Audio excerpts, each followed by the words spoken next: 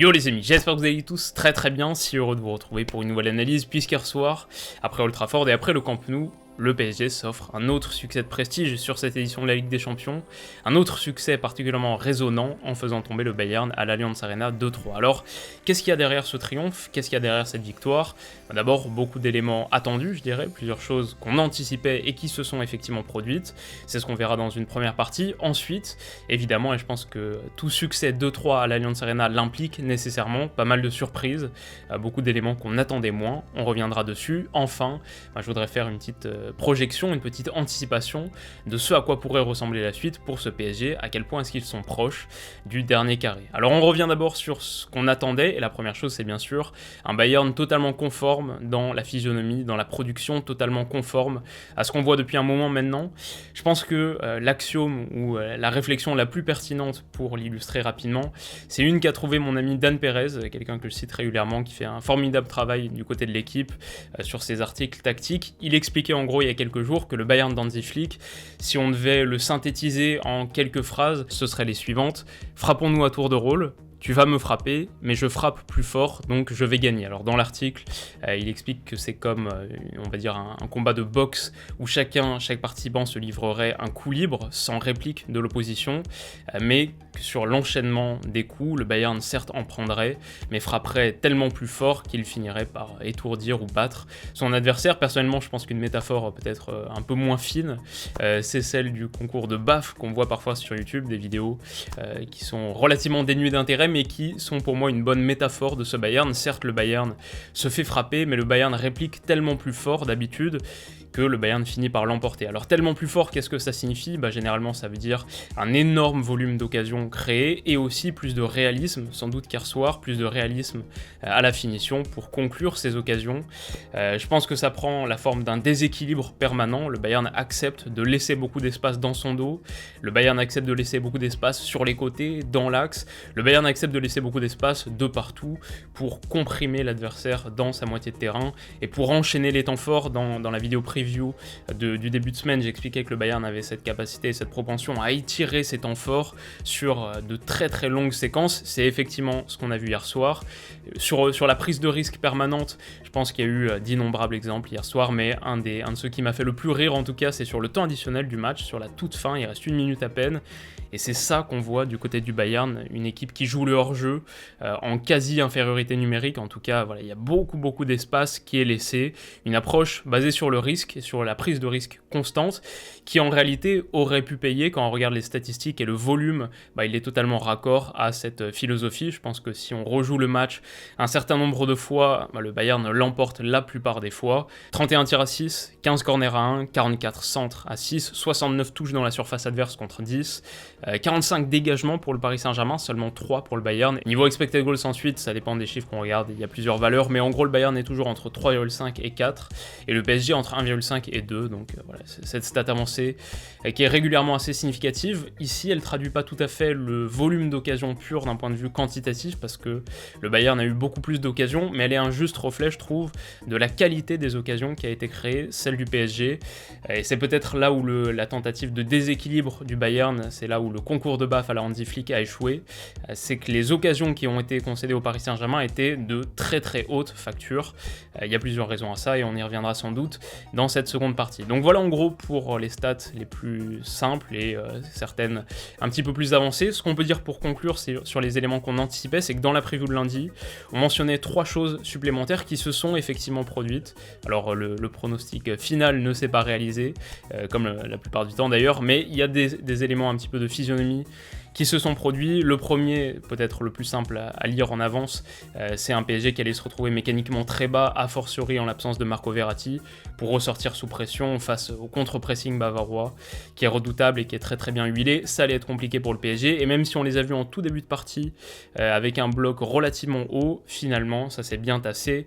Et à la mi-temps, j'ai un pote qui m'a envoyé cette heatmap apparemment qui a passé RMC, bon elle est très significative, c'est le positionnement moyen du PSG sur les 45 premières minutes, avec et sans ballon. Puis enfin enfin pour terminer sur les éléments auxquels on pouvait s'attendre, pour terminer au niveau individuel, en resserrant un petit peu le viseur, il y avait deux choses qu'on avait anticipées lundi. D'abord, c'est Thomas Müller buteur, ça s'est effectivement produit, alors pas sur penalty, je disais qu'il y avait des chances qu'il soit buteur, notamment parce qu'en l'absence de Robert Lewandowski, il tire les penalties, mais ça a été de la tête.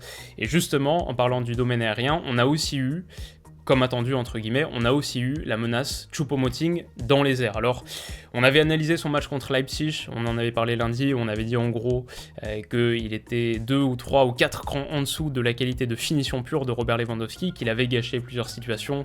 Ça s'est effectivement confirmé, en tout cas on en a vu la conséquence hier soir puisqu'il a gâché plusieurs occasions. En revanche, dans les airs, il a été une présence déterminante, il permet de réduire le score à 2-1 sur la fin de première mi-temps, et comme il avait mis à contribution Goulassi sur corner le week-end dernier, bon, ça a été dans la continuité des choses. Il a été globalement décevant, mais buteur de la tête. Voilà, ça fait partie des très nombreux éléments qui ont été franchement totalement en phase avec ce qu'on imaginait de cette rencontre. Le truc, c'est que le score ne l'est pas, le résultat final ne l'est pas. Ça signifie forcément qu'il y a d'autres éléments qui étaient non anticipés, qui nous ont surpris. Alors pour moi, il y a eu d'abord deux surprises qui se sont déroulées, qui ont vu le jour avant même le coup d'envoi. Je trouvais intéressant d'y revenir. D'abord, les conditions climatiques et leur impact, et ensuite, la titularisation de Julian Draxler, qui a eu également son lot de conséquences. Alors sur la neige, très marquée, je pense que c'est intéressant d'y revenir parce que c'est pas une situation qu'on voit régulièrement. Pour autant, elle a beaucoup d'impact, beaucoup de conséquences sur le jeu. La première, j'ai trouvé peut-être un petit peu comme sur la route. En gros, les conditions climatiques extrêmes, on va dire, pénalisent la défense parce qu'elles allongent le temps de réaction. Je m'explique, je l'ai trouvé d'abord, cette neige, je l'ai trouvé un petit peu fossoyeuse de pressing. C'était beaucoup plus difficile de presser parce que les dribbles étaient permis, étaient plus efficaces par ce sol glissant. En gros, quand la neige venait tomber, surtout en première mi-temps, quand la neige venait tomber, le sol était plus humide et du coup, les dribbles avaient tout de suite beaucoup plus de tranchants. On a vu des joueurs sortir de la pression plus aisément. Ça a été aussi renforcé par le fait que les défenseurs avaient beaucoup moins d'appui dans ce sol mouillé. Pour un joueur statique, je pense que c'est encore plus difficile de réussir à anticiper les déplacements de quelqu'un qui arrive lancé. Voilà, je pense que sur une patinoire, c'est beaucoup plus difficile de presser. Et en gros, c'est ce qu'on a vu sur le premier acte où le PSG s'est mieux sorti de la pression peut-être qu'attendu. Donc ça fait partie du lot de surprise. Après, c'est pas pour dire du tout que les conditions climatiques ont de manière générale favorisé le PSG, parce que je pense contre-exemple, elles ont rendu la lecture des centres très difficile. Et pour les défenseurs, c'est une catastrophe quand tu dois faire face à 40 centres sous la neige. Ça a sans doute permis, ça a sans doute favorisé l'efficacité du Bayern dans ce registre. Donc voilà, c'est pas pour dire que la neige a avantagé le Paris Saint-Germain, mais je l'ai trouvé un petit peu tueuse de pressing sur le premier acte, avant de ralentir ensuite la seconde période, parce qu'une fois que la neige était vraiment rentrée dans le sol, finalement, on n'a plus vu des ballons qui fusaient, on a vu des ballons qui étaient ralentis. Il y avait peut-être tout simplement plus d'eau, et comme des petites flaques, ça ralentissait un petit peu les passes, les trajectoires.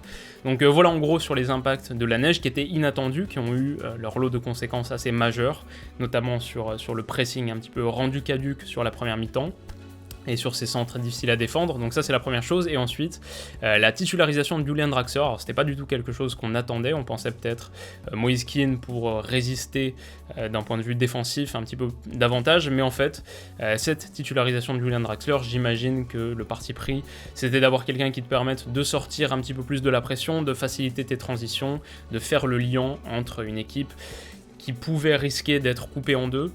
Ça a plutôt bien fonctionné, j'ai trouvé. Alors pas tout, il y a eu des erreurs, mais il y a eu aussi des mouvements assez intéressants, comme ici, où grâce à cette rotation, il sort de la pression. Il a aussi été à l'origine du 3-2, le deuxième but de Mbappé, grâce à ce décalage particulièrement pertinent. Donc voilà, ça c'était pour moi les deux premières surprises qui ont eu leur lot de conséquences inattendues, la neige et Draxler.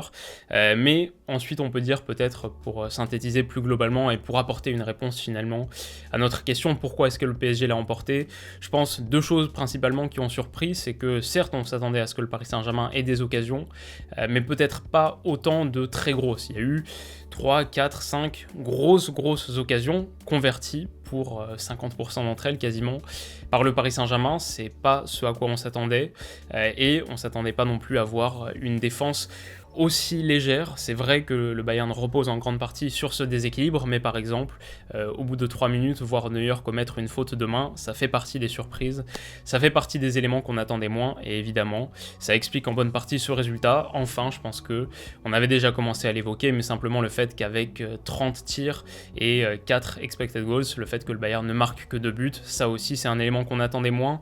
Un Bayern qu'on a l'habitude de voir parfois même produire encore moins, le volume un petit peu plus faible. Finalement, ce match, je pense qu'il fait partie des matchs à plus haut volume d'occasions créées et à plus haut volume de tirs, de situations majeures pour le Bayern Munich. Pour autant, il y a simplement manqué cette qualité de finition. Alors on pouvait s'y attendre, vu ce qu'on avait dit sur Choupo-Moting. Bien sûr, je pense qu'avec Robert Lewandowski, il est possible que le scénario soit tout autre. En tout cas, que le résultat soit tout autre. La physionomie, ça aurait sans doute été assez raccord. Donc voilà, in fine, une partie pas si évidente à lire, où il y a un vrai décalage entre la physionomie et le résultat. Un vrai décalage entre ce qu'on anticipait et beaucoup d'éléments qui se sont matérialisés, et beaucoup de surprises. Une partie très très plaisante à suivre, même si plus difficile à lire que Real Madrid-Liverpool hier par exemple, où tous les éléments convergeaient dans le même sens, une partie très plaisante, très riche, dont l'issue me convient plutôt aussi, même si j'aime beaucoup le Bayern, évidemment, on est assez ravis du succès des clubs français.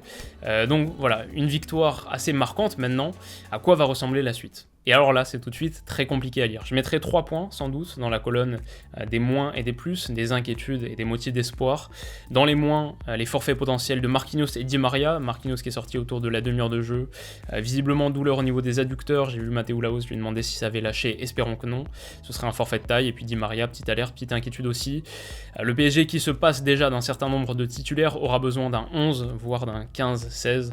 Très costaud pour résister au Bayern. Donc ça, point d'inquiétude. Le deuxième, on peut imaginer que si la production est similaire qu'à l'aller, ce sera pas suffisant pour passer. Il faut faire plus et il faut concéder moins, sans doute, parce que comme on l'a dit, niveau XG, si le Bayern règle un peu la mire, ça pourrait faire mal. Et puis enfin, le contexte psychologique totalement différent. Sur cette allée, il était question de réaliser un exploit à l'Allianz Arena, même marquer un but à l'extérieur, même une défaite 2-1 aurait sans doute été perçu comme un bon résultat. Là, il va falloir tenir cet avantage acquis à l'aller, le tenir au Parc des Princes, dans un stade dans lequel le PSG a beaucoup de mal cette saison, notamment contre les gros. Donc voilà, c'est un contexte psychologique différent, particulier, qu'il faudra réussir à négocier. Ça, c'est tout ce que je mettrais dans les moins. Maintenant, dans les plus, on peut dire, il est vrai que la physionomie n'est pas très avantageuse pour le PSG, que la production inquiète. Pour autant, ce PSG a l'habitude cette saison de surperformer offensivement et défensivement. Quelque part, cette physionomie, elle est aussi un peu conforme à ce que le PSG a l'habitude de faire, et du coup, c'est peut-être pas tant que ça une anomalie. Alors sur la surperformance défensive, Keylor Navas en Ligue 1 te sauve à peu près 10 buts de plus que ce qu'il devrait s'il était un gardien moyen. C'est peut-être le meilleur gardien d'Europe cette saison. Voilà, il te garantit, on va dire, tu peux concéder un certain nombre d'occasions majeures finalement. Si t'as Keylor Navas, peut-être que ça peut te permettre de n'encaisser qu'un ou 2 buts. Et puis la deuxième chose, c'est que le PSG, alors surperforme pas vraiment offensivement en Ligue 1, il y a peut-être 2 ou 3 buts marqués de plus, mais c'est pas une différence significative. En revanche, en Ligue des Champions, ce duo Neymar-Mbappé nous a prouvé, c'est pas la première fois qu'ils le font cette saison, nous a prouvé qu'ils avaient des nerfs d'acier, un sang-froid vraiment à très haute épreuve, et finalement il leur faut pas beaucoup d'occasions pour finir, notamment sur ces transitions. Donc voilà, finalement le PSG peut concéder une partie sur la physionomie et sur la texture assez semblable à celle de l'aller. Si le PSG continue à être aussi efficace dans les deux surfaces, peut-être même que ça peut être suffisant. Et enfin, le dernier point, il est assez évident, c'est qu'en ayant marqué 3 buts à l'Allianz Arena, si le PSG en marque ne serait-ce qu'un au Parc des Princes, il en faudra 3 pour le Bayern. Disons que d'un pur point de vue arithmétique, la situation est très favorable. Alors du coup mes tops, et il y a tellement de monde à considérer que je vais tricher un peu en mettant d'abord un duo, la paire Mbappé-Neymar, les stars, symbole de l'efficacité offensive du PSG, 2 passes D de Ney, dont la seconde qui est un vrai geste de superstar, vraiment cette passe de 30 mètres pied gauche, absolument incroyable, prend totalement un revers la défense du Bayern. Ok, et puis pour Mbappé, je voudrais peut-être disséquer son second but, il a été très efficace sur l'ensemble de la partie, mais ce second but est remarquable, selon Sky Italia, j'ai vu la stat passer sur Twitter, il y a 10 appuis en 1,82 secondes, l'enchaînement de petits appuis sur un sol mouillé. Et ensuite, la deuxième chose, c'est, si vous remarquez, le petit appui, la petite feinte de frappe juste avant la frappe, qui, de mon point de vue, je pense que c'est fait exprès pour que Boateng lève la jambe pour pouvoir tirer sous la jambe. Alors, si vous l'avez pas vu, je vous conseille, il y a une vidéo de mon ami Piotr Foot, qui avait fait une vidéo spécifique dédiée à ce sujet, pourquoi les attaquants, et comment les attaquants tirent souvent sous les jambes des défenseurs, que c'est une technique voulue, souhaitée, vraiment ça fait partie de leur leur stratégie dans cette configuration. Là, du coup, je suis convaincu que c'était totalement volontaire, qu'il y avait cette petite feinte de frappe pour ouvrir l'espace et que Mbappé, dès le départ, avait prévu exactement cette situation, c'était calculé de manière assez remarquable. En tout cas, c'est ce que je pense. Dites-moi ce que vous en pensez dans les commentaires, mais je vous invite à regarder la vidéo aussi si vous ne l'avez pas vue. Donc voilà en gros pour les deux premiers tops. Ensuite, je mettrai Keylor Navas. Est-ce qu'il faut vraiment l'expliquer? Et peut-être il faut citer un joueur du Bayern, le Bayern, sa production démentielle, sans doute Joshua Kimmich, mais on aurait pu citer Kingsley Coman, qui a fait très mal sur son côté avant de s'éteindre un peu sur la toute dernière demi-heure, Idrissa Gueye, Mauricio Pochettino, et même Julian Draxler, pour les raisons qu'on a évoquées. Alors ensuite dans les flops, voilà, Bourde de Neuer, qui coûte très cher, pas vraiment à la hauteur de son standing, les défenseurs centraux du Bayern, si le Bayern a plié, et si ce déséquilibre a été payé au prix fort, c'est sans doute à cause des lacunes de David Alaba, de Niklas Zouleux et de Jérôme Boateng, ok. Et puis ensuite, alors Dagba, je l'ai d'abord vu esquiver les flops grâce à une fin de match correcte, mais il a quand même très longtemps pris l'eau versus Kingsley Coman. Il a peut-être été le défenseur le moins solide des quatre du côté du Paris Saint-Germain, même si d'autres étaient à considérer. Voilà, c'est peut-être pas le plus important. Ce qu'on a vu, c'est un match très séduisant, très stimulant, un des matchs qu'on a envie de voir en Ligue des Champions en quart de finale. Ça fait super plaisir et j'espère que ça vous a plu aussi, même si, à part pour les supporters du Bayern, même si j'ai quand même un petit indice, une petite idée. Donc voilà en gros pour l'analyse, merci de l'avoir suivi jusqu'au bout, ça fait vraiment plaisir. Si ça vous a plu, vous pouvez mettre un petit pouce bleu. Si vous voulez pas rater la prochaine, vous pouvez vous abonner à la chaîne. De notre côté, on se retrouve, je pense, dans quelques jours, peut-être même demain, pour une petite preview du Classico qui se tient samedi 21h. Je vais essayer de faire ça. Ça va être assez serré, mais on va essayer de le faire. Il y a aussi des épisodes de retour à préparer. On se retrouve très vite pour toutes ces vidéos-là. Et d'ici là, comme d'habitude, je vous souhaite de passer une excellente journée. Prenez soin de vous et on se dit à bientôt. Bisous.